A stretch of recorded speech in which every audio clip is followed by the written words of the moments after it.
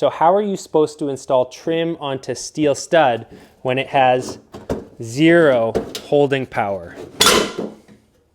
Okay, let's take a look at what a steel stud wall looks like. So this is going to go from floor to ceiling. This is your bottom plate. These are your studs. This is your top plate. The next thing you should know about is how to install a door on a steel stud wall, because I mean, do you really want to screw a big heavy door into what's essentially a glorified pop can? Not really. So what you need to do is you need to add some wood to fasten to. So there's 2 ways to do this. I'll show you the way that I always knew how to do it, and then I'll show you how it was done on this job. So what I've always done to be able to have some meat to fasten the door into is you just get a piece of wood that fits in between here like that, and then you just sink a few screws into it. So now when you screw through your door jamb, you've got something in here that's actually going to hold it nice and sturdy. However, on this job, the contractor did a different method that I haven't seen before. So what he had to do is he lined this. Actually, I lined it, but he cut them and had it all ready. But we lined the opening with an actual 2x4. So that's a really good method for having a nice sturdy piece of wood here that you can fasten into. So the benefit to this is there's going to be a lot of meat right here to both fasten your door and your casing onto. It's definitely a good method. The downside is when framing your wall, you're going to need to account for that. So instead of just being able to frame according to the plans, like say if you have a 30-inch door, you're going to do a 32-inch rough opening. But for this method, you're going to have to be like, oh, I need a 35-inch opening because I have to add that 3 inches for the 2x4s. So it's a little bit less dummy proof, but I think it does offer a really good solution to having some solid meat there to fasten to. So those are the 2 things you need to do. Or the 2 options you can do to hang a door onto steel stud. Next, we are going to get onto the casing. Okay, because I have lots of casing videos, we're going to do the abridged how to case it version. Okay, I got my combination square, 1/4 inch reveal. Actually, if you have a good one, if you have a good combination square, it'll be 1/4 inch on both sides. So you can just go like this, but you better double check before you start measuring and marking everything like that. Square up your ends.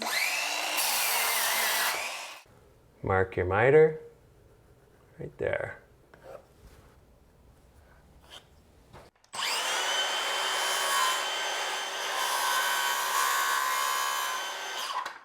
When you don't bring your jigsaw. Oh, that was pretty boss. I love CA glue.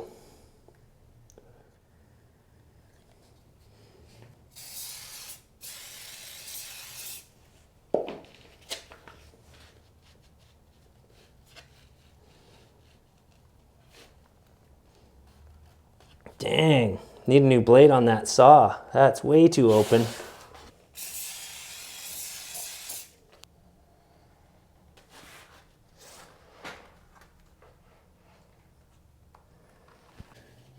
Okay. Oh, working in small spaces is challenging, especially for this method. So normally I would use glue, construction adhesive. PL Premium is a great choice, and that's literally what you do. Let's hope my gun is all set and working nicely today. That's looking good.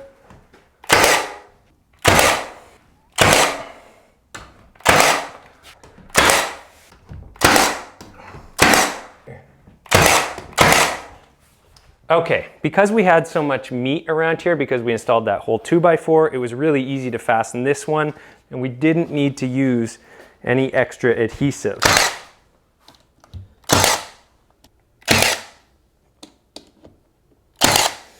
However, when installing baseboard, we are going to need some adhesive. So I just got some no nails here, no more nails. PL Premium is another really good choice.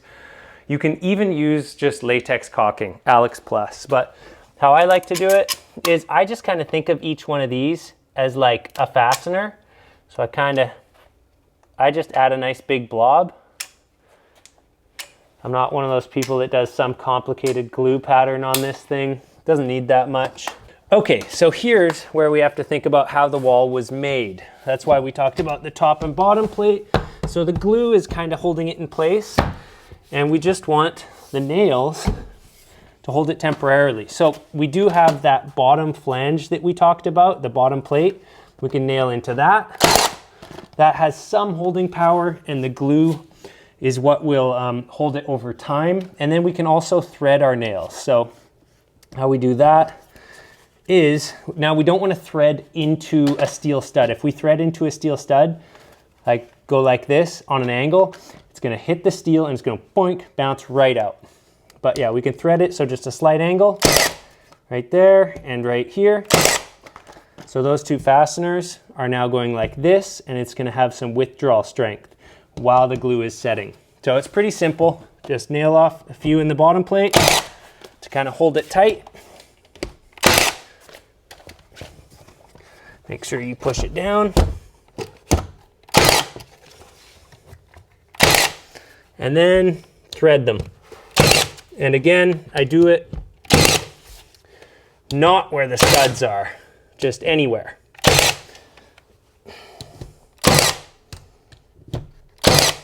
Okay, so that's on there. One more.